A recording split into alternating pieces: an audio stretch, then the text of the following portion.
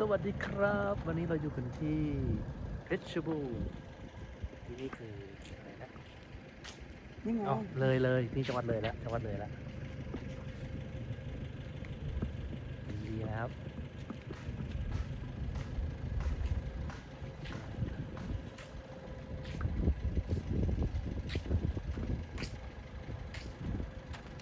เป็นจุดชมวิวนะครับอ๋อ กระโดดใส่กระโดด ไม่โดนหรอนี่วิว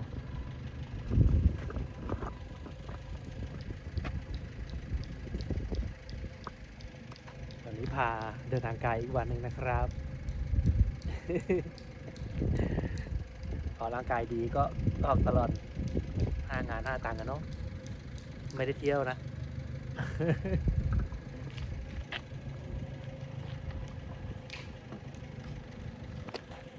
ในใจ